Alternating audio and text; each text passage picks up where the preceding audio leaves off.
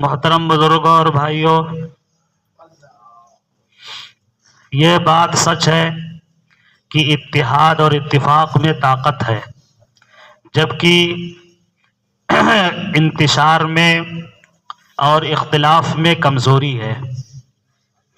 گھر سے لے کر کے باہر تک، باہر سے لے کر کے ملک تک، ملک سے لے کر کے باہر، جس قوم میں، جس ملک میں، جس محلے میں، جس گھر میں جہاں بھی اختلاف ہے، انتشار ہے، وہاں کمزوری ہے اور وہاں زوال ہی زوال ہے، عروج نہیں ہے۔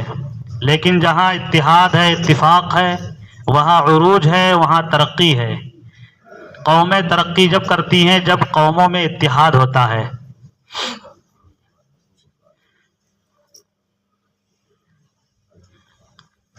آج امت مسلمہ، پوری امت کس قدر انتشار کا شکار ہے، کس قدر اختلاف کا شکار ہے۔ آج کتنی جماعتیں ہیں، کتنے گروہ ہیں، کتنے فرقے ہیں امت مسلمہ کے اندر۔ یہی وجہ ہے کہ آج امت مسلمہ در در کی ٹھوکریں کھا رہی ہے۔ آج مسلمانوں کی جو عزت، مسلمانوں کا جو وقار، مسلمانوں کی جو ترقی اور مسلمانوں کی جو ایک چھاپ ہے، مسلمانوں کی جو ایک پہچان ہے، جو ایک شناخت ہے، وہ سب کچھ خاک میں مل چکی ہے۔ آج مسلمانوں کی کوئی عزت نہیں ہے، مسلمانوں کا کوئی وقار نہیں ہے۔ عالمی طور پر پوری دنیا کی نگاہوں میں مسلمان ہر طرف ذلیل و رسوا ہو رہا ہے، ذلیل و خوار ہو رہا ہے، در بدر کی ٹھوکریں کھا رہا ہے۔ وجہ یہی ہے کہ آج امت مسلمہ میں بہت ہی زیادہ اختلاف ہے، بہت ہی زیادہ انتشار ہے، بہت ہی زیادہ گروہ میں، فرقوں میں، بہت ہی زیادہ جماعتوں میں آج امت مسلمہ بٹی ہوئی ہے۔ آج مسلمانوں میں بہت ہی گروہ ہیں، بہت فرقے ہیں۔ کبھی ایک وقت تھا کہ مسلمان اتنے زیادہ متحد تھے، آپس میں اس قدر اتفاق کے ساتھ زندگی گزارتے تھے اور آپس میں اس قدر محبت تھی، الفت تھی، بھائی چارگی تھی کہ کبھی کوئی مرتے ہوئے بھی پانی مانگ رہا ہے اور اس کو یہ آواز سنائی دیتی تھی کہ بغل کا بھائی مجھ سے زیادہ پیاسا ہے، تو وہ خود پانی نہ پی کر کے دوسروں طرف اشارہ کر دیتا تھا کہ مجھے پانی نہ پلائیے بلکہ میرے بھائی کو پانی دے دیجیے۔ کبھی مسلمانوں کی یہ تاریخ تھی کہ گھر میں اگر کوئی شوربہ کہیں سے بھیج دیتا تھا، گوشت بھیج دیتا تھا کھانے کے لیے، تو وہ بھائی اپنے دوسرے بھائی کے یہاں، اپنے دوسرے پڑوس کے گھر میں بھیج دیا کرتا تھا، یہ سوچ کر کے کہ ہو سکتا ہے کہ ان کے گھر میں بھی سالن بہت دن ہو گیا ہو، نہ بنا ہو اور وہ لوگ نہ کھائے ہوں۔ وہ گھر والے بھی یہی سوچ کر کے کسی تیسرے کے گھر میں، تیسرے والے کسی چوتھے کے گھر میں، یہاں تک کی تاریخ ہے، لکھا ہے کہ وہ سالن لوٹ کر کے پھر ایسے ہی گھر گھر سے لوٹ کر کے پہلے والے گھر میں واپس آ جاتا تھا۔ یہ ایک دوسرے کے تعلق سے اتنی فکر مندی تھی۔ کبھی یہ تاریخ تھی مسلمانوں کی کہ اگر دکاندار، مسلمان دکاندار ہے اور اس کو روزانہ جتنا چاہیے اس کا خرچہ نکل آتا تھا، اس کی اتنی بکری ہو جاتی تھی، آمدنی اس کی اتنی ہو جاتی تھی جتنی اس کو چاہیے ایک دن میں، پھر وہ اپنے بھائی، دوسرے بھائی دکاندار کی طرف رہنمائی کر دیا کرتا تھا کہ ایسا ہے کہ ہمیں ہماری آج کی آمدنی مل گئی ہے، ہمارا خرچہ دکان سے نکل آیا ہے، اب تم چلے جاؤ فلاں میرے بھائی کی دکان پر، یہ سامان تمہیں مل جائے گا اور اسی ریٹ میں مل جائے گا اور ان کی بھی کچھ بکری ہو جائے، ان کی بھی آمدنی ہو جائے۔ یہ مسلمانوں کی کبھی تاریخ رہی ہے۔ لیکن آج مسلمان جو ذلیل ہے، مسلمان جو رسوا ہو رہے ہیں، ہر طرف سے ٹھوکریں کھا رہے ہیں، مسلمانوں میں اختلاف اور انتشار بے پناہ پائے جانے کی بنیاد پر یہ سب ہے۔ اتنا نقصان ہے اختلاف و انتشار کا کہ اگر ہم شروع سے اس کی تاریخ دیکھیں کہ معمولی اختلاف کی بنیاد پر شب قدر کی تعین کو اٹھا لیا گیا۔ اللہ کے رسول صلی اللہ علیہ وسلم اپنے گھر سے نکلے تھے بتانے کے لیے کہ شب قدر کس رات میں ہے، بتانے کے لیے نکلے تھے، لیکن دیکھا کہ باہر نکل کر کے کہ مسلمانوں میں کسی بات پہ اختلاف ہے، کسی مسئلے کو لے کر کے بحث ہو رہی ہے۔ اللہ کے رسول صلی اللہ علیہ وسلم کی مبارک حدیث سے فرمایا کہ بتانے کے لیے میں نکلا تھا لیکن میرے ذہن سے وہ غائب کر دیا گیا۔ آپ لوگوں کی بحث بازی کی وجہ سے کسی مسجد کا واقعہ، بنگلور کی کسی مسجد کا واقعہ، اس قدر مسجد کے اندر اختلاف ہوا، مسلمانوں میں مقتدیوں میں اتنا جھگڑا ہوا کہ پولیس فورس بلانی پڑی۔ اب پولیس فورس کتوں کے ساتھ آئی، اب کتے مسجد میں چھوڑ کر کے مسلمان و مقتدیوں کو وہاں سے نکال کر کے مسجد سے باہر کیے، پولیس فورس نے باہر کیا اور مسجد کو مقفل تالا لگا دیا مسجد پہ۔ یہ اتنا اختلاف اور اس کے بھیانک نقصانات اور اس کے نتائج سامنے آئے۔ کبھی تاتاری ہر طرف سے مسلمان کو تہہ تیگ کر رہے تھے، خطرناک قسم کی فوج تھی تاتاریوں کی، مسلمانوں کو ایک طرف سے کاٹ رہے تھے۔ لکھا ہے کہ اندلس کے شہر اندلس میں کسی امیر آدمی نے کسی بڑے مفتی صاحب کے پاس لے جا کر کے کچھ پیسے دیے، اور پیسے دینے کے بعد جو بڑی تعریفیں کی کہ آپ بہت زبردست عالم ہیں، آپ کا علم بہت بہترین زبردست ہے، آپ بہت باصلاحیت ہیں، ایسا ہے کہ آپ بتا دیجئے کہ اصحاب کہف کے کتے کا رنگ کیا تھا۔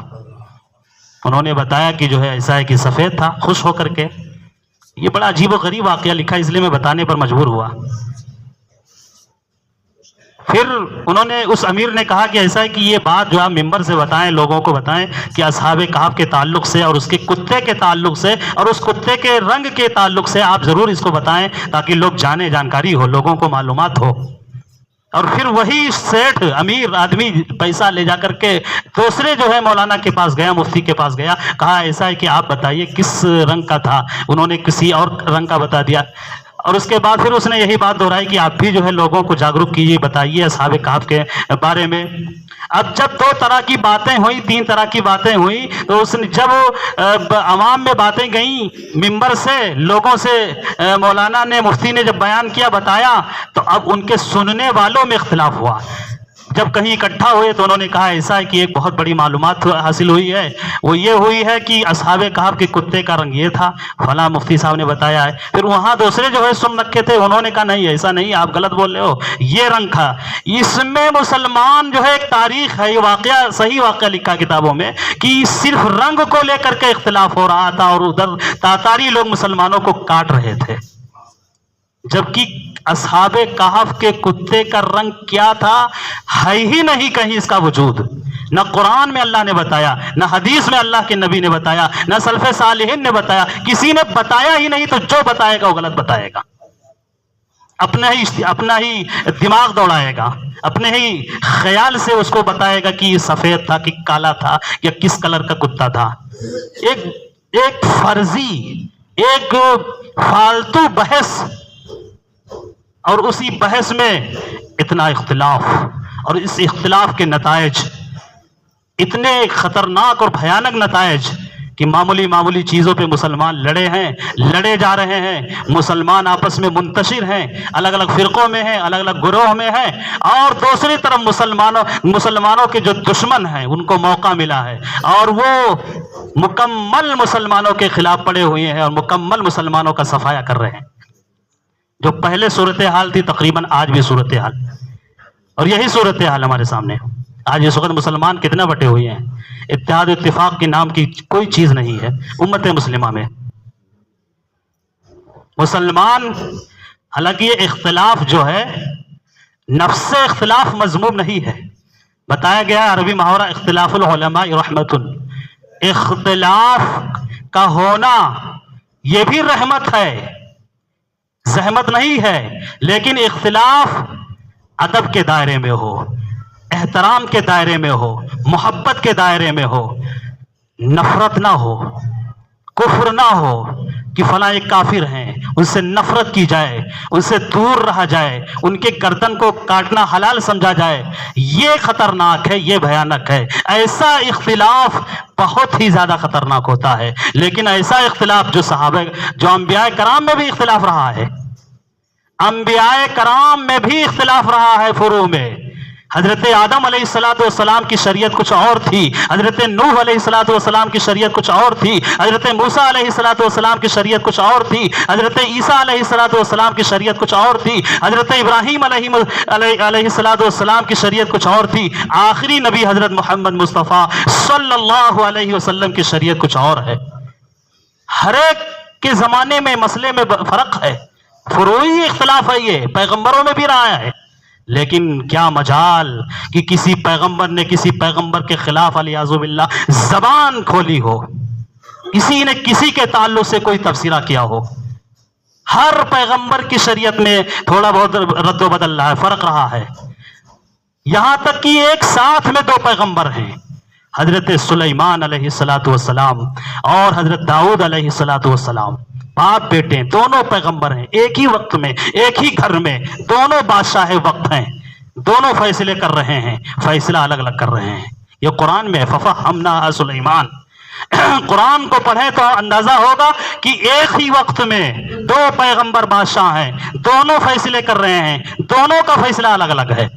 حضرت داؤد علیہ السلام کچھ اور فیصلہ کر رہے ہیں، حضرت سلیمان علیہ السلام کچھ اور فیصلہ کر رہے ہیں، الگ الگ ہے، اختلاف ہے مسئلے میں، لیکن آپس میں کوئی انتشار نہیں ہے، کوئی نفرت نہیں ہے، کسی کے دل کی آزاری نہیں ہے، کسی کو ٹھیس پہنچانا نہیں ہے، کسی کے خلاف کسی کو ورغلانا نہیں ہے، بلکہ محبت ہے، ادب ہے، احترام ہے، ایک دوسرے کا لحاظ ہے، پاس و لحاظ ہے۔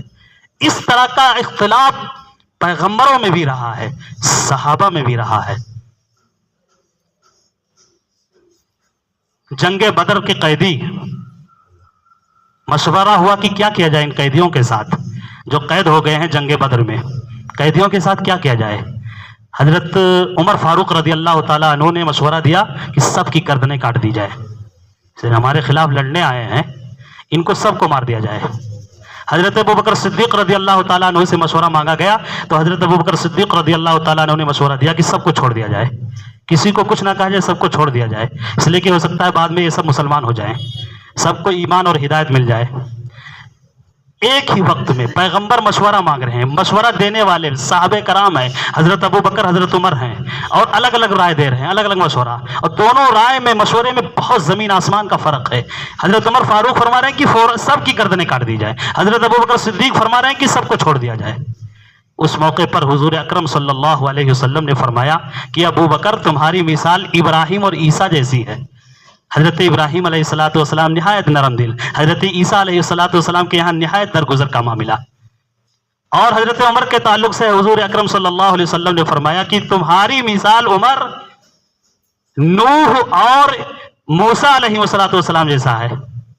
جس طرح نوح علیہ السلام بڑے جلالی، بڑے غیظ و غضب والے پیغمبر گزرے، حضرت نوح علیہ السلام، انہوں نے ایسی دعا مانگی تھی، ایسی بد دعا کی تھی کہ ایسی بد دعا کبھی کائنات میں کسی نے نہیں کی ہے۔ انہوں نے یہ بد دعا کی تھی اور ان کی بد دعا قبول بھی ہو گئی کہ روئے زمین پر کسی کافر کو نہ چھوڑیے، ایسا عذاب آپ بھیج دیجئے۔ اور طوفان نوح میں کوئی نہیں بچا تھا، سب ختم کر دیا گیا تھا، پوری ورلڈ کو، پوری دنیا کو تباہ کر دیا گیا تھا طوفان نوح میں۔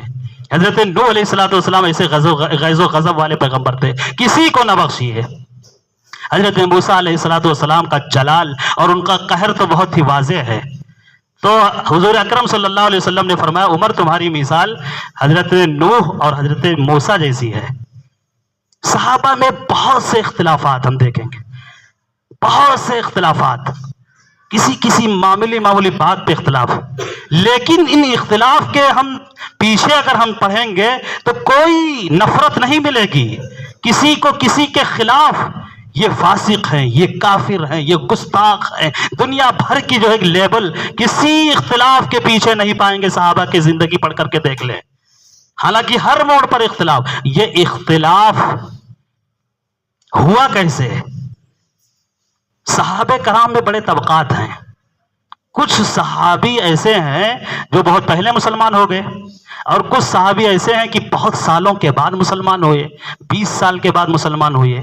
20 سال پہلے جو صحابی مسلمان ہوئے، اللہ کے نبی کے عمل کو اس انداز میں دیکھا، 20 سال کے بعد ہمارے نبی کا عمل وہ بدل گیا، یا کسی موقع پر ایسا ہوا کہ کسی خاص، جیسے ایک دو مثالیں، ایک روزے کی حالت میں مسئلہ ہے کہ روزے کی حالت میں کچھ لوگوں کے یہاں اگر کوئی اپنی عورت کو چھوتا ہے تو اس کا روزہ ٹوٹ جاتا ہے، اور وہ حدیث ہے کہ کوئی بھی اپنی عورت کو اگر چھوتا ہے روزے کی حالت میں اس کا روزہ ٹوٹ جاتا ہے، اور دوسرے لوگوں کے یہاں ائمہ کے یہاں ہے کہ روزہ نہیں ٹوٹتا ہے، تو ان کی بھی حدیث ہے کہ اللہ کے نبی نے فرمایا کوئی روزے پر کوئی فرق نہیں پڑے گا۔ اب یہ دو باتیں آ گئی، اللہ کے نبی ہی سے دو باتیں آ گئی۔ اب ان دو باتوں کا اگر بیک گراؤنڈ دیکھیں گے، پس منظر دیکھیں گے، تو یہ واقعہ ہوا کہ کسی نوجوان نے مسئلہ پوچھا اللہ کے نبی سے، تو اللہ کے نبی نے فرمایا کہ اگر اپنی روزے کی حالت میں اپنی بیوی سے ملو گے تو تمہارا روزہ بچے گا نہیں۔ نوجوان ہے بھائی، ظاہر سی بات ہے، وہیں تک نہیں رہے گا، چھونے ہی تک محدود نہیں رہے گا، آگے بڑھ جائے گا اگر اللہ کے نبی اجازت دے دیتے تو۔ لیکن اور ایک صاحب نے پوچھا، وہ بوڑھے تھے، تو بوڑھے کو اللہ کے نبی نے فرمایا کہ اگر تم روزے کی حالت میں اپنی بیوی سے ملتے ہو کچھ نہیں ہوگا، تمہارے روزے پر کوئی فرق نہیں پڑے گا۔ اللہ کے نبی سمجھ رہے تھے کہ یہ بوڑھا آدمی کیا کرے گا، تو نوجوان اور بوڑھے کے پوچھنے پر مسئلہ بدل جاتا ہے، تو کسی نے کسی کی بات کو لے لیا، کسی نے اللہ کے نبی کی اس بات کو لے لیا۔ ایک اور مثال اختلاف کی تعلق سے، ایک وفد آیا، آ کر کے مسلمان ہو گیا، مدینہ المنورہ میں مسلمان ہو گیا۔ مسلمان ہونے کے بعد اب ضرورت ہے کہ اسلامی تعلیمات وہ سیکھ لے، نماز روزہ اور تمام جو ضروری بنیادی دین کی باتیں ہیں وہ جان جائے۔ اس کے سکھانے کی غرض سے اللہ کے نبی صلی اللہ علیہ وسلم نے فرمایا کہ ایک ہفتہ رک جاؤ، مدینے میں ایک ہفتہ رہو اور یہاں سب دیکھ لو، سیکھ لو دین کی تمام ضروری چیزیں، اور اس کے بعد تب جانا۔ اب ایک ہفتہ وہ وفد رک گیا، باہر سے آیا ہوا تھا، مسلمان ہوا، اللہ کے نبی نے فرمایا کہ رک کر کے کچھ سیکھ لو، سیکھ کر کے تب یہاں سے جاؤ۔ اللہ کے نبی صلی اللہ علیہ وسلم ہر نماز میں زور سے آمین فرماتے تھے، ہر نماز میں ایک ہفتے تک زور سے آمین فرمایا۔ اب یہ آمین کی زور سے، آمین بالجہر، زور سے آمین کہنا، یہ اللہ کے نبی نے زور سے آمین کہا، یہ بھی حدیث ہے، زور سے آمین کہنے کی بھی حدیث ہے۔ اب پھر وفد وہ چلا گیا، یہ حدیث ہے، جب وہ وفد چلا گیا تو اللہ کے نبی نے پھر جیسے آہستہ آمین کہتے تھے آہستہ آمین کہا۔ اب یہ سننے والوں کے لیے دونوں باتیں آ گئی۔ اس درمیان کچھ صحابہ نے ایسا ہے کہ وہ سن کر کے پھر وہ اپنے مقام پر چلے گئے یا کہیں چلے گئے، دوبارہ پھر نہیں آئے یا نہیں جان سکے۔ اب وہ جہاں بھی گئے تو انہوں نے روایت نقل یہی کیا کہ اللہ کے نبی کے پیچھے ہم نے نماز پڑھی اور اللہ کے نبی نے آمین کہا زور سے، ایک ہفتہ اللہ کے نبی نے آمین کہا تھا، وہ حدیث ہے۔ تو اللہ کے نبی صلی اللہ علیہ وسلم نے زور سے جو آمین کہا اس وقت کو سکھانے کے لیے، اگر ایک بار بھی زور سے آمین اللہ کے نبی صلی اللہ علیہ وسلم نہ کہے ہوتے، کیسے امت کو پتا چلا ہوتا، کیسے پتا چلتا کہ وَلَضَّالِّينَ کے بعد آمین کہا جاتا ہے؟ کیسے پتا چلتا اگر زندگی میں ایک بار بھی اگر زور سے آمین نہ کہے ہوتے؟ یہ زور سے آمین کہنا تعلیمات کی غرض سے، سکھلانے کی غرض سے، بتانے کی غرض سے، آگاہ کرنے کی غرض سے اللہ کے نبی نے مصلحتاً اور حکمتاً زور سے آمین کہا۔ ایک اور مثال لیں، اللہ کے نبی کے زمانے میں مسجد میں عورتیں نماز پڑھنے کے لیے مدینہ المنورہ میں مسجد نبوی میں جایا کرتی تھی۔ اللہ کے نبی صلی اللہ علیہ وسلم نے منع نہیں کیا ان کو کہ عورتیں اب تم مسجد میں آ کر نماز نہ پڑھو، اپنی گھر پہ نماز پڑھو، آیا کرتی تھیں عورتیں نماز پڑھنے کے لیے۔ اللہ کے نبی صلی اللہ علیہ وسلم نے منع اس بنیاد پر نہیں کیا کہ جب تک ہم ہیں تو یہ دین اور جو سیکھنے کے لیے وہ آتی ہیں وہ سیکھ لیں، جب تک ہم دنیا میں ہیں، زیادہ سے زیادہ عورتیں بھی سیکھ لیں، دین سیکھ جائیں وہ بھی، اس غرض سے ان کو منع نہیں کیا۔ حالانکہ مسجد نبوی کے علاوہ 9 مسجدیں تھیں اس وقت اللہ کے نبی کے زمانے میں، لیکن کسی مسجد میں عورتیں نماز پڑھنے نہیں جاتی تھی، صرف مسجد نبوی میں نماز پڑھنے آتی تھی، وہ سیکھنے کی غرض سے آتی تھی۔ بعد میں صحابہ کرام میں اتفاق ہوا کہ اب عورتوں کو روک دیا جائے، مسجد میں آنے سے روک دیا جائے، کتنے بھیانک نتائج سامنے آئیں گے، فتنے آئیں گے۔ مسجد میں اگر عورتیں نماز پڑھنے آئیں گی، یہ صحابہ کرام بڑے دور اندیش، ان کو سمجھ میں آیا کہ اب بالکل اس پر سختی کے ساتھ جو ہے منع کر دیا جائے، گھر میں عورتیں نماز پڑھے، اتفاق ہو گیا۔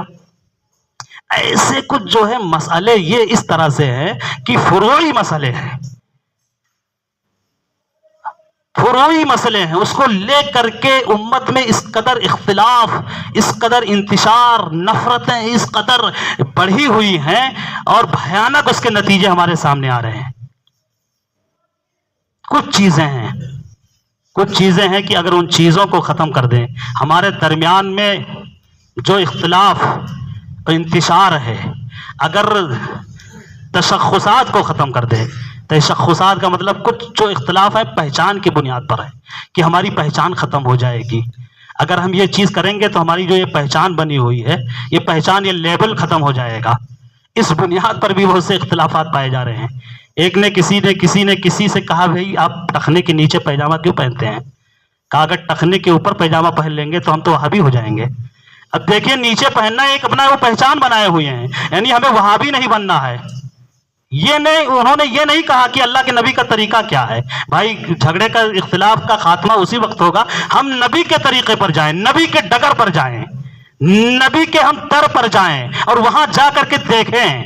ہمیں کسی سے کوئی مطلب نہیں، دنیا سے کسی سے کوئی مطلب نہیں ہے۔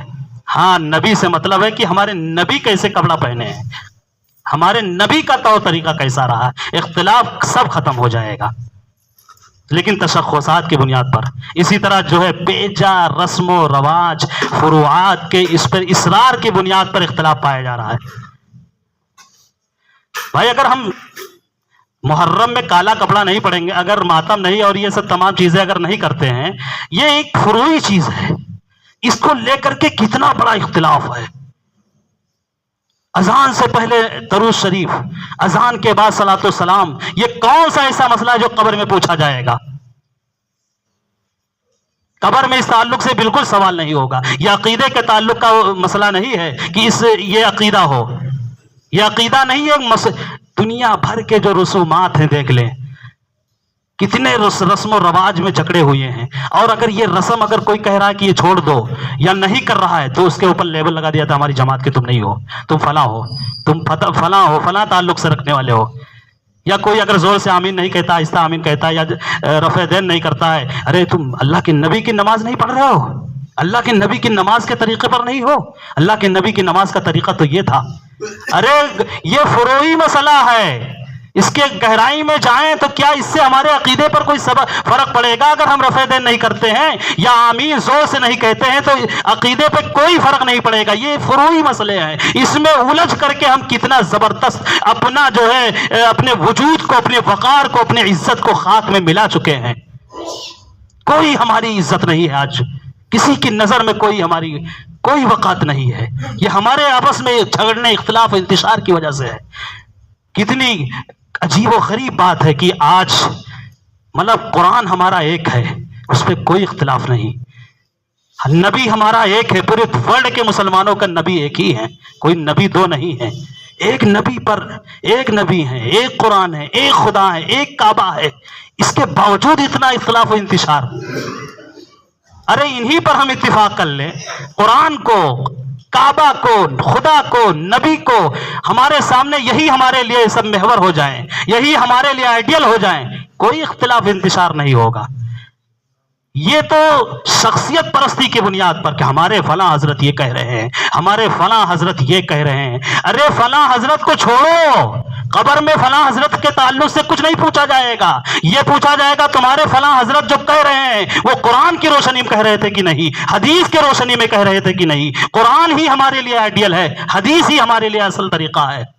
قرآن حدیث سے کوئی اگر آگے بڑھتا ہے، پیچھے بڑھتا ہے، دائیں جاتا ہے، بائیں جاتا ہے، کوئی بھی حضرت ہو، اس حضرت کی کوئی حیثیت نہیں ہے۔ صرف قرآن ہمارے لیے ہے، حدیث ہمارے لیے ہے۔ ہم امام اعظم ابو حنیفہ کو اس بنیاد پر مانتے ہیں، ان کے مسلک کے پیروکار اس بنیاد پر ہیں کہ ہم سے زیادہ قرآن کا علم ان کے پاس ہے، ہم سے زیادہ حدیث کا علم ان کے پاس ہے، اس لیے کہ وہ صحابہ کے زمانے کے ہیں، ہم سے زیادہ وہ علم رکھتے ہیں۔ انہوں نے ہمیں قرآن کا راستہ بتایا ہے، حدیث کا راستہ بتایا ہے۔ اگر وہ اپنے گھر کا راستہ بتائے ہوتے تو ہم امام حنیفہ رحمۃ اللہ علیہ کو بھی نہ مانتے۔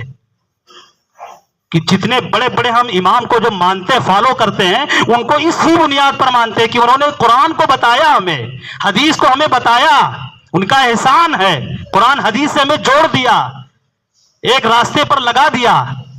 اسی راستے سے ہٹیں گے تو یہ تمام طرح کے جو اختلاف ہے، تمام طرح کا جو انتشار ہے، اسی اختلاف اور انتشار ہمارے درمیان پایا جائے گا۔ قرآن کی دو آیت ہے، قرآن کی دو آیتیں ہیں، سورہ انعام کی جو ہے 103، اس میں اللہ تبارک و تعالیٰ نے فرمایا وَاعْتَصِمُوا بِحَبْلِ اللَّهِ، اللہ کی رسی کو مضبوطی سے پکڑ لو، وَلَا تَفَرَّقُوا، اور اختلاف نہ کرو، فرقوں میں نہ بٹو،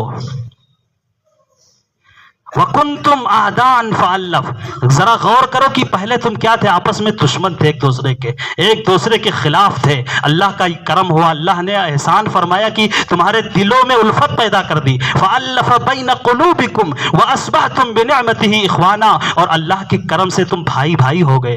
صہیب روم کے رہنے والے، حضرت بلال حبشہ کے رہنے والے، بڑے بڑے دور دراز کے صحابہ تھے، لیکن آپس میں بھائی ہو گئے. ایک ساتھ رہنے کھانے لگے، اٹھنے بیٹھنے لگے، ہر طرح کا اختلاف انتشار ختم ہو گیا. اللہ فرما رہے ہیں کہ تم بھائی ہو گئے. وَكُنْتُمْ عَلَى شَفَا حُفْرَةٍ مِّنَ النَّارِ فَأَنْقَذَكُم مِّنْهَا، جہنم کے گڑھے کے کنارے کھڑے تھے کہ اب گرو تب گرو، تباہ و برباد ہو جاؤ. اللہ تبارک و تعالیٰ کا کرم ہوا کہ اللہ نے فَأَنْقَذَكُم مِّنْهَا، اس سے تمہیں بچا لیا. کذالک یبین اللہ، اللہ تبارک و تعالیٰ ایسے ہی اپنی آیتوں کو کھول کر کے بیان فرماتے ہیں. کذالک یبین اللہ لکم آیات لعلکم تہتدون، تاکہ ہدایت پا جاؤ. ایک آخری آیت جو ہے، جو اللہ تبارک و تعالیٰ نے فرمایا قل یا اہل الکتاب تعالوا الی کلمۃ سواء بیننا وبینکم، کہ محبوب نبی فرما دیجئے کہ بڑا اختلاف و انتشار پایا جا رہا ہے، لیکن آپ یہ لوگوں کو بتا دیجئے کہ آئیے ہم ایسے ایک راستے پر آ جاتے ہیں ہم سب، کہ اس راستے پر کسی کا کوئی اختلاف نہیں ہے، اسی راستے پر ہم آئے، اتحاد ہو جائے گا. وہ راستہ کیا ہے؟ اللہ قل یا اہل الکتاب تعالوا الی کلمۃ سواء بیننا وبینکم الا نعبد الا اللہ، اللہ کے سوا کسی کی عبادت نہیں کریں گے. ہم عبادت کریں گے تو صرف خدا کی عبادت کریں گے. ولا نشرک به شیئا ولا يتخذ بعضنا بعضا اربابا من دون اللہ، اور اللہ کے ساتھ کسی کو شریک نہیں ٹھہرائیں گے، اور ہم آپس میں ایک دوسرے کو کسی کو خدا کو چھوڑ کر کے رب نہیں بنائیں گے. یہ تین چیزیں ایسی ہیں کہ یہ تین چیزیں مسلم ہیں، ان تینوں چیزوں پر سب کا اتفاق ہے. یہی متفقہ جو راستہ ہے، اسی راستے پر اسی ڈگر پر آ جائے، اتحاد قائم ہو جائے گا اور تمام طرح کا اختلاف اور انتشار ختم ہو جائے گا. متحد ہو تو بدل ڈالو نظام عالم، منتشر ہو تو مرو، شور مچاتے کیا ہو. آخر دعوانا الحمدللہ.